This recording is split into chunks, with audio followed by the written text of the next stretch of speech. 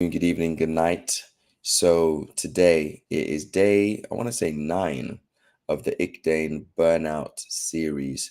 So every day for this month of May 2024, it is after all um, Mental Health Awareness Month. So I'm looking at burnout specifically. I'm an executive coach. My name is Andre Bright from Sierra Leone, living in London. And as a coach, one of the things that I've seen to be an issue that's been quite consistent actually with different people, different clients, is this idea of burnout in its many forms. And so I wanted to hone in on that this month. So focus on it. There's a program I'm running in June, which is 12 weeks.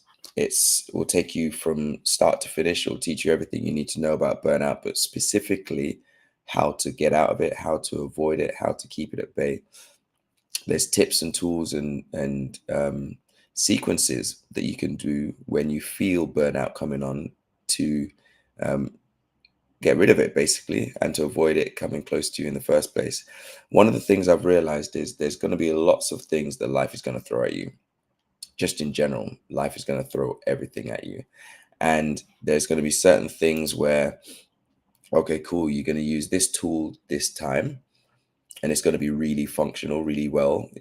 But then something else will be thrown at you and that tool doesn't work anymore. So you're going to need something else. So the idea of the program is give you a range of tools that you can use. But the other thing that I'm going to point out is there's also a community on WhatsApp that I've started, which is designed for you to find community. So as things work for you, you can share it, share your story, and you can see that you're not alone in the experiences that you're having, because that's another part of the problem is feeling like there's no one else who's going through it. So you don't speak out to people and feel seen and heard. And then it ends up being this vicious cycle. So to avoid that, those are two main things. One is the WhatsApp community, and two is the 12-week coaching program. Both of those things I'm going to be releasing on the platform. So if you're on YouTube, LinkedIn, Instagram, keep an eye open for those links and you make sure you join them. So today is top 5 tips for finding joy in daily life to beat burnout. And it sounds really, I don't know, woo woo or wishy washy in a way when I say it out loud. But honestly, joy is one of the, for me, that I found to be one of the biggest elements of tools basically that we have to beat burnout. Joy, not happiness. And there's a difference between the two for me. For me, I find happiness is based on experience from the moment. So I have a moment of happiness. So happiness means that, okay, someone tickles me and I laugh, and I go to a theme park and have a really great day or afternoon. That kind of thing is based on what is happening at that time. Joy for me is a lot deeper. It's a lot steadier. It's like the difference between the waves and the current. So the joy is what's happening deeper. It's to do with, for example, if you were to link it with yesterday's talk on uh, there was an element of gratitude, which we'll talk about in a little bit, but it's also our self-image. What do we think of ourselves? And how do we experience life? That is all going to go towards our feeling of joy, which is more constant feeling. One of the things I want to talk about is how it is our secret weapon. And I genuinely believe that it is. So I'm going to give you an analogy that I want you to think about for a moment. If you are like me, are into stand-up comedy, you'll notice that there are some comics that are a bit more risque than others, right? And there would often be this one who's going to take you down a really dark road. They're going to talk about something which is quite serious. I always say that the comedians are some of the most intelligent people I've ever met and been privileged to watch, because they will absorb information. They'll notice things in a way that we don't notice them, and they will reframe things that we've never really thought to consider to be able to turn it into a joke. And what they will do is they'll take you down a dark road. They'll give you something heavy, a topic that is maybe current in the world, like a serious issue, something that we all deal with and we struggle with. And they'll take us all the way down, only to break the tension with a punchline, which gives us this what we call the comic relief, where you feel a physiological release in your body from the tension that they've built up in you. So they build it, build it, build it, build it, build it, pow, they'll release. And joy can help us do that. So when life is throwing things at us and we can feel, oh my gosh, this pressure is getting worse, it's getting worse and worse and worse.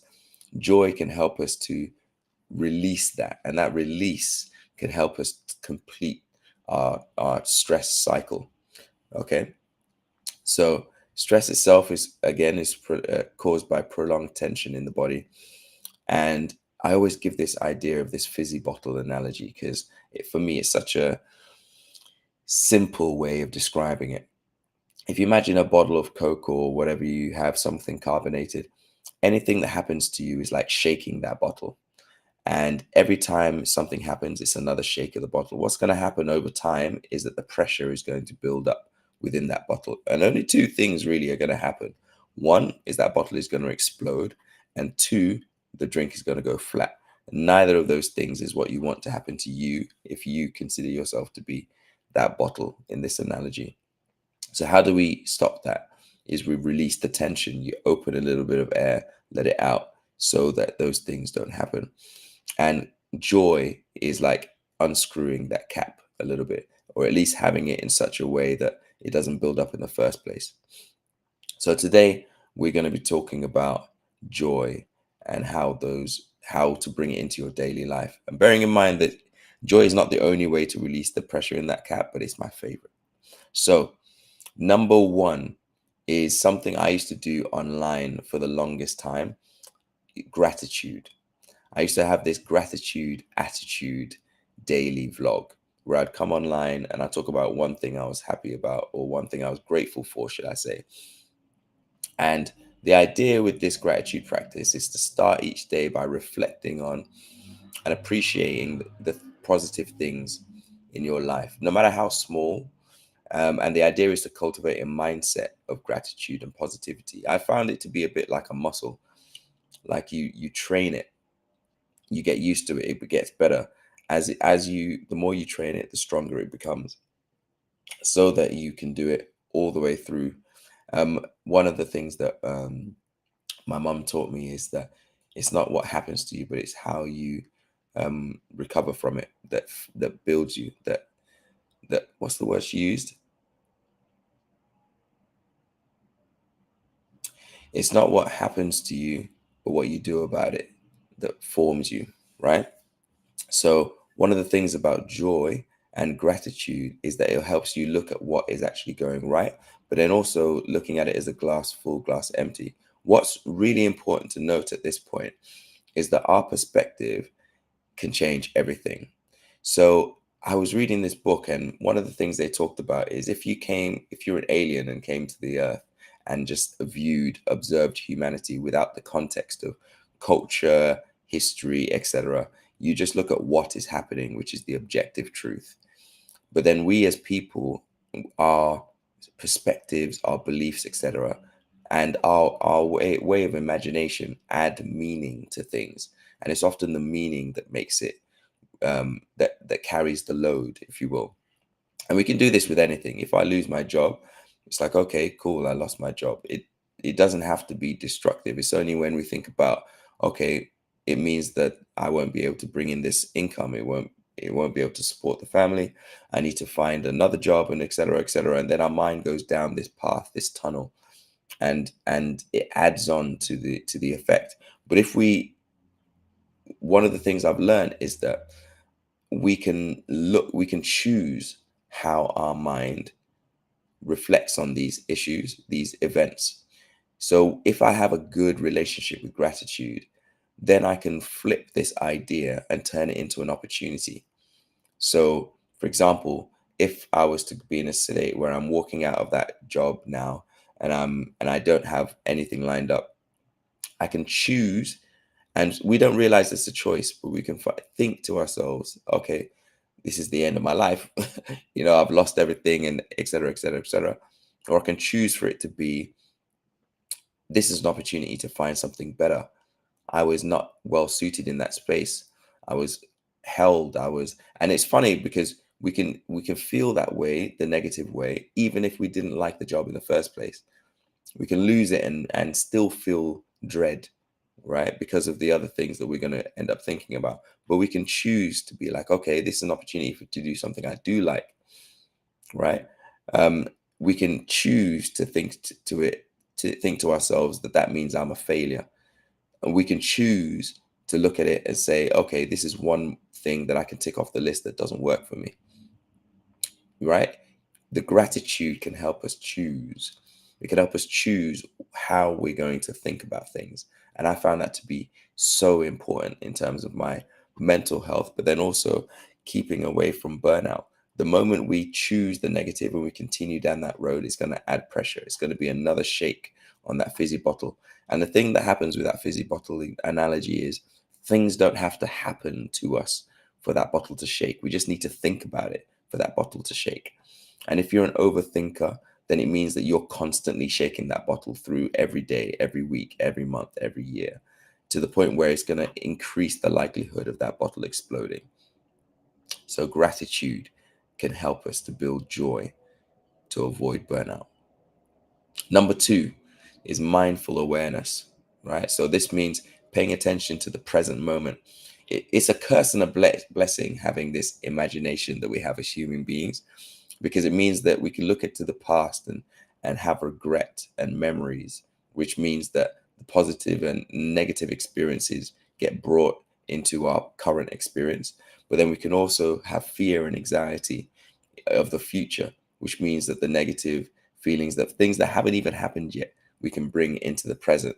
And what ends up happening is in the present, we feel stress, we feel tension, we feel panic, we feel anxiety and fear and regret, even when those things aren't happening yet or aren't happening in this moment. And they can ruin our present day experience.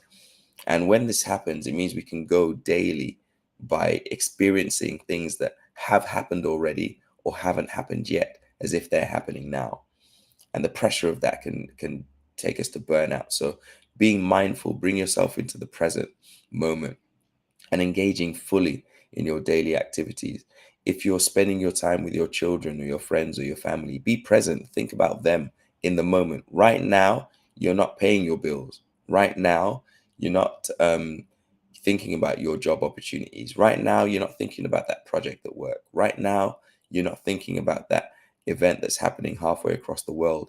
Right now, it's just you and your friends and family, and you're enjoying it, right? So it's really important for mindful awareness, being present, allowing yourself to savor and enjoy the simple pleasures of life. Right now, you're just having a tea, your favorite meal. Yeah, right now, you're just listening to your favorite music, right? One of the things I really like about the Friends series is there's a moment where Chandler, one of the main characters, is about to get married and he's having an anxiety attack. He's freaking out. He's thinking about, oh my gosh, like, am I ready to be a husband? Am I ready to be a father? Like, what does this mean? I'm giving my life away to this person, etc., etc. And then Joey comes, not Joey, Ross comes and he's like, you know what? Don't worry about that. Right now, you're just putting on your trousers. That's something you can do. You know, right now, you're just putting on your shoes. Right now, you're just putting on your shirt. Right now, you're just putting on your jacket. Right now, you're just going for a walk. You're enjoying the day. Look at the sunshine, etc. And one of the things that is interesting about worry and anxiety is that I found that worry doesn't help. If the event isn't happening for another 3 weeks, there's two things that can happen. Either I can spend that 3 weeks worrying about it and casting fear, so I everything between that 3 weeks ends up being in grayscale, or and then I have to deal with the actual issue after the end of the 3 weeks, or I can look at things positively. I can enjoy my time, and then think about it in 3 weeks. What would I choose? For me personally, I've realized that I would choose, unless it's something where I can actually solve the problem between now and then. I would choose to experience life in Technicolor for the next 3 weeks and then deal with the inevitable when it comes, than choose to be in dread for 3 weeks and then deal with it anyway. So, a question for you is, how can you be more mindful in your day to day practice to bring joy into your life? We end up missing some of the most beautiful moments. Sunshine will be coming through. Yesterday, we had such a nice ray of sunshine. And I thought to myself, wow, this is amazing. Actually, feeling the warmth on my skin again. It's been a while, right? Or I can sit there and worry about the thing I've got to pay for in the next year. Sorry, there's something specifically coming into my head that is actually happening next year. And I could sit there and worry about it for in the entire year and miss out on the sunshine, miss out on the laughter of my niece and my goddaughters, like miss out on all those things. Or I can pay attention to those things, be mindful, be present. Number three is positive affirmations. Now, this one, when I first thought about it, I would say isn't something that came natural to me. Even as a love language, words of affirmation was relatively low on my list, although it wasn't at the bottom, which was interesting. But one of the things I found about affirmations and words is that I think statistically we have something like, I don't know, it's like 70 or something thousand thoughts in our average day. And what is it? 80% of those are negative, but 90% of them are habitual. Like they're just thoughts we think about every day. And so when it comes to affirmations, is there's weight in the negative. They say it takes 7 positive thoughts to counter every negative thought. So if you look at the statistics I mentioned earlier, it means that we're even more in pressure of the negative thoughts, and we don't realize we're doing it a lot of the times, which is why I say gratitude, for example, is a muscle. We've got to train ourselves to think positively and to look for the positive. Sometimes it's not going to just fall in our laps. We have to look for it, but it is there. So if things are happening in our moment, we can say, I was on a podcast maybe a few years ago where the question was, what happens when my positive affirmations aren't working? And I'm trying to look for these 3 things and there's nothing that's really coming up. One of the things for me that was really important when it comes to positive affirmations is to look at the successes as things that I'm grateful for, and the successes of others. It doesn't have to be with me, great things that have happened in the world that I'm just thankful for, right? When it comes to affirmations, it's always also connected to our self-image. What do we believe about ourselves? Who do we believe we are? Do we believe we are worthy? Do we believe we are worth it? Do we believe we are valuable? All those things that people talk about in social media and memes, etc., they actually have weight, and I feel like they're watered down when it's in a little square and we only really see the sentence and then we scroll on to something else. But there's actually level to it. One of the biggest questions, um, and one of the biggest needs, in fact, of humanity, I find, is to feel significant. Do we feel significant? And sometimes when we don't, we have to affirm ourselves. I matter. I belong here, wherever that might be. You know, I'm not a fraud, right? I look at all these things I've achieved. So, for example, sometimes it's good to have a mental CV of all the things that you've done in the world, the impact you've had on people, the great things that people have said about you in different spaces. All those things is good to remind yourself in the moment. Go through them one by one. I'm a really great fan of, I have a very logical brain anyway.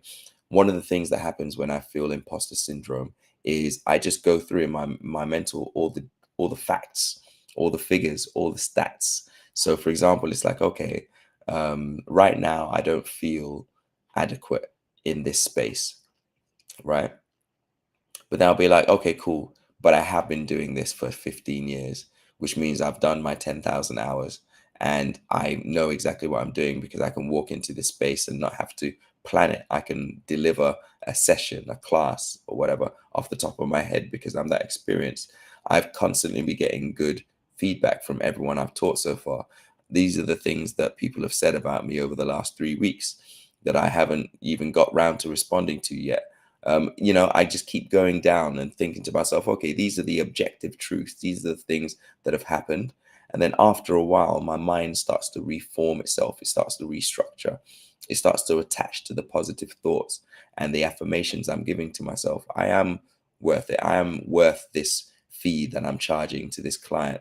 I am worth this time that I'm requesting for my friend or partner. I am worth this time I'm requesting for myself. If I book myself some alone time, or I'm having an Andre day and someone comes and they're like, oh, can I have that time instead? Can we spend time with each other?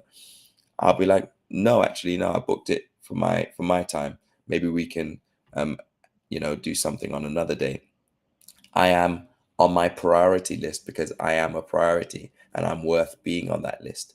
And so I am not going to feel guilt or shame for taking time out to spend time with myself and treat myself. I deserve it. All those things, and actually meaning it, is a really important part. Not just saying it because some TikToker said that I should, but actually believing it. And it comes with restructuring your mind, right? So using positive affirmations and self-talk to counter the negative thoughts and beliefs, to uplift your mood and boost your self-esteem. I think I'm gonna have to do like a whole session on self-talk. Yesterday, we had a session on Instagram, on LinkedIn. And if you haven't seen it already, I'm going to be sharing some of the notes at the end of the series that I'm doing online. Next week is our last one. But yesterday we talked a lot about self-talk and its impact on self-esteem and its impact on burnout. So self-talk is such an important part, the positive affirmations, and it gets to the point where it boosts your self-esteem so that you can see the positive things happening around you, so that you can feel joy. All of these things are connected. So just to recap so far, number one, in terms of 5 tips for bringing joy into your daily life, is gratitude. Number two is being mindful of your being present. And number three is positive affirmations. Number four is engaging in play. This one is my favorite. We are brilliant at it as children. Children, if you, and this is a great, like, I was blessed to my housemate had a young boy. My old housemate had a young boy. I was there till he was 2 years old. One of the things I used to do was just watch him, and he would I learned so much about being present and the ability to play. One of the things for me that makes play so important is that play doesn't have a specific outcome. We're not doing it to gain followers. We're not doing it to all this kind of stuff. It's for no reason at all. It's just because we enjoy it, and that's it.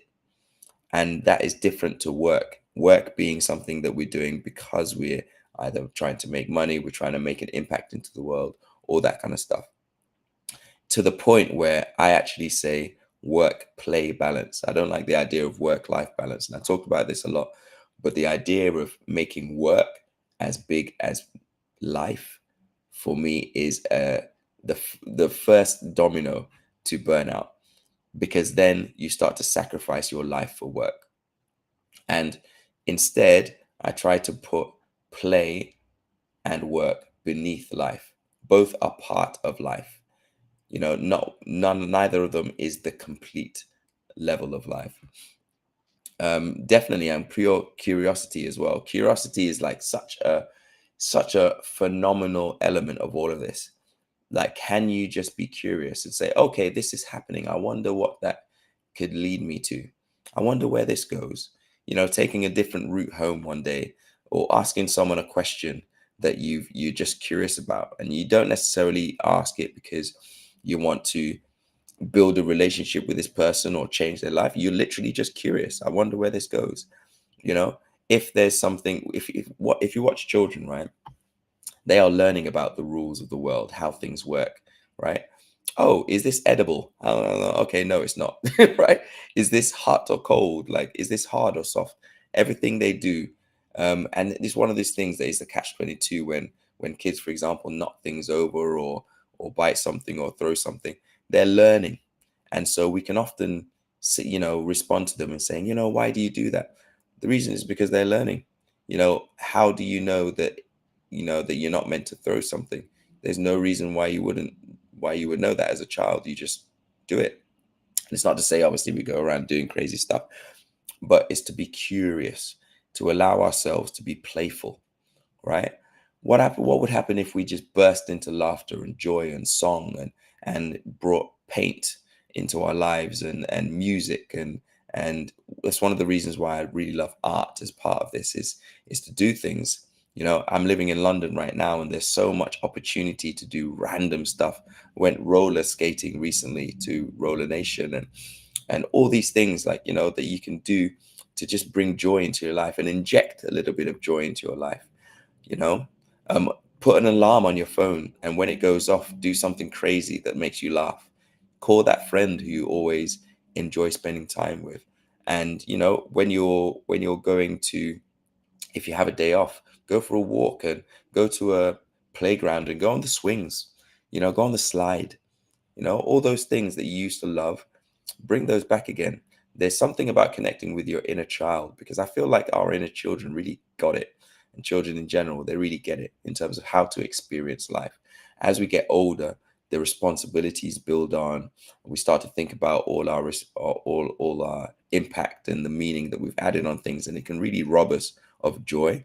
But it's actually really, it's not easy, but it's simple. Bringing joy back, it's just think about the things that you enjoy and incorporate that into our lives. And that will sometimes mean actively creating time. I hate when we, not hate, but we often say, oh, I didn't find time. Of course, you're not going to find time. We're building our lives based on what we consider to be priorities in the moment. And if you never considered joy to be a priority, you're not going to find time for that. You have to put it as priority and make time. And it might mean taking something else out of your day to replace it with something that's joyful. Okay, cool. I'm not going to eat my food at my desk today. I'm going to eat it on the roof terrace, and I'm just going to do it while I'm looking around. I'm not going to um take my take the bus home today. I'm going to rent one of those bikes, and I'm going to take it along the river, you know, all that kind of stuff. Bring play into it and see the effect it will have on burnout. Number five, just to go back over that, is making time for activities that bring you joy. Laughter, like I said before, so significant, and fun, whether it's playing a game. Ooh, board games, right? I was thinking about it recently. Where was the last time I played a board game? And do I even have board games in my house? Whether it's Monopoly or any of those, like, snakes and ladders and all those kind of things, the old school ones, right? Um, what is it, Ludo? Right? All those stuff that just bring you joy. Like, it can take you from all the stress and worries into something that you're enjoying in that moment, and then you can go back to your life as it was afterwards if you choose to, or you can continue to inject it. I find if there's anything to make addictive, make it be joy. Engage in that creative hobby. I mentioned arts before, and spending time with loved ones, the ones that bring real joy, that deep seated joy into your life. So that was gratitude, mindfulness, positive affirmations, play, and connection is the fifth one, as a fifth tip of bringing joy into your daily life is connection. There is a study done recently, and they were looking at addictions, and they were saying that one of the things that is a real big catalyst for change in terms of breaking an addiction is connection. It's why you have AA groups, and you connect with people. And oftentimes when we're going to um, different sources of relief, or endorphins or dopamine or anything like that, we are actually searching for something. And a lot of the times it's connection with ourselves, connection with other people. And one of the things I found here is connections help you be seen, be heard, feel significant. It can help you with affection, all of these things that are general needs. One of the things that I've noticed sometimes that I really, really don't like actually is when people call other people needy. And often I think to myself, well, yeah, we all have needs. What do you mean needy? Like sometimes it might be more than a person's capacity, but if this person needs a hug in that moment, they need a hug in that moment, you know? And if you need a hug in that moment, you need a hug in that moment. There's certain levels of it I can do with myself. I can give myself a physical massage. I can watch TV and all that kind of stuff, but all of that feels better with somebody else, you know. um if it's a massage, go with your friend on a spa weekend. If it's a movie, bring your friend. Like, I'm a really big fan of doing a lot of things alone. I live alone. I spend a lot of time alone in my thoughts, in my time, and I really appreciate my time I spend. I'm hilarious, first of all, right? Plus I just love spending time with myself, but I also love spending time with other people, because I have really curated such a great network around me that a lot of the people, so many of them, most of them, in fact, including you, are just awesome to be around. I love spending time with you. So why not do more of that, you know? And so connecting with others is really important when it comes to bringing joy into your life, right? So but it's meaningful connections that I find to be really important as well. I mean, we make connections everywhere, right? We high five people. We might meet people at a networking event, or go to a birthday party and randomly meet someone as we're waiting for the toilet, for example, right? But the question is, do we make meaningful connections? There's a pandemic of loneliness happening, which is causing people to take their lives, right? But a lot of it is because we don't have meaningful connections with people, right? So the question is, do you have meaningful connections? I talk a lot about the giver syndrome, people who like to be there for other people, but then they're so used to that they don't know how to receive help, or for allow people to be there for them. And the thing about deep connections is, if you don't allow people to be there for you, if you don't risk them betraying you effectively, then you don't effectively give them the opportunity not to betray you, which ends up building reliance on this person, which helps up building trust. And trust is the key ingredient to a deep connection. It means that you can go to them when things are bad as well as good. It means that um, your nervous system can relax in their presence. It means all of those things. And if you don't have deep connections, then won't experience that. And we build connections with friends, family, colleagues. We share laughter. But the one key ingredient as well is support. Life is life in at the moment. If you don't have connections, then you won't feel supported in your day to day. And without support, it's difficult to feel joy, because it can feel like, what do I have to feel joyful about? So positive experiences um, can enhance your self of well-being and fulfillment when you do it with other people as well. Okay. So think about building meaningful connections with people, meaningful connections. And I'm going to go through the top five again. And this is top five tips for bringing joy into your daily life to help beat burnout. Burnout being prolonged stress, right? So,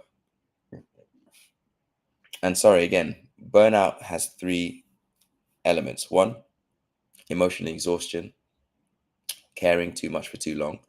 Two is depersonalization, feeling like you're not yourself. You feel behavioral changes, you start to feel snappy, all those kind of things. You don't even recognize yourself. And number three is reduced sense of personal achievement, feeling like nothing you do matters, like you can't get anything right. What's the point? All those kind of things, right? And then there's overwhelm, which is feeling like even the smallest things are too much for you, right? You feel the pressures of the world internally and externally. And a lot of that is from your personal expectations of yourself. So, the five top tips for bringing joy into your daily life, right, to help beat burnout. Number one is gratitude. Number two is mindfulness, being present in day. Number three is positive affirmations. Number four is play. And number five is connection. So those are the five things. And really, if we're to look at it objectively in terms of strategically, think about those five things and how you can bring that into your daily life. Look at what I implore you today, as you're watching this, no matter when you're watching this, think about the day you have ahead. If you're watching this earlier on in the day, think about the day you have ahead. If you're watching this towards the end of the day, think about the next day.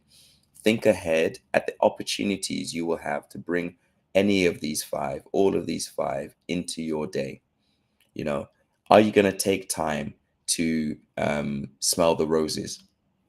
Are you going to take time to call that person you haven't called, spoken to in a long time, that means so much to you? Are you going to take time to look and see what games there are that you can get on Amazon to, or order your local store, so that the next time you bring friends around, you can play together? You know, are you going to look for that spa weekend? What is it that you're going to do to bring it into your life? And if you need help with that as well, is I offer a 30-minute discovery call, which I actually call a virtual coffee, because it's quite relaxed, it's quite comfortable. We literally just sit on Zoom for 30 minutes, and you talk about what's going on, and I see what I can do to help. Some of it might be something really small, something immediate, because there are so many tools that we can do to help us, and I've talked about some of them here. But then you might be struggling to actually implement it into your life, right? I give out the information for free, but then when we speak to each other, that's when I talk about the actual implementation. How will you be able to bring gratitude into your life? How would you be able to be mindful and present? How will you be able to bring positive affirmations when you've just been negative and overthinking your whole life? How would you bring play when you have so many responsibilities and you feel the pressure to support other people? How would you build connection with others when you have trust issues because so many people have betrayed you in the past? How will you do all those things, right? And we'll talk about that, and we'll build a strategy for you. And if there's more help that's needed, there are programs I offer as well. There's a 12-week coaching program where I've built a CHEMS framework, CHEMS, that will help you beat burnout and keep it from you. And that's a 12-week one. It starts in June. And there's also a WhatsApp group. It's a community group where we just come on there. We talk about our experiences. We support each other, and that is free. That one is free to join. So if you need any of that, what I would suggest is look on my bio for the link, and also look on in the comments for the link here. And I'll just put it. It's Tidy Cal, easy. Just click on it, find a day and time that works with you, and then we'll get on a call. So if that has been helpful, I hope that's been helpful for you. I hope you've learned something, and I hope you'll be able to go away with those 5 things and implement them today. And if you really struggle, get on a call with me. Let's talk about how we can implement them into your life. The last thing I want is for you to be experience burnout and drive yourself into the ground when there was another way. Thank you for your time. I'll speak to you again tomorrow morning, same time,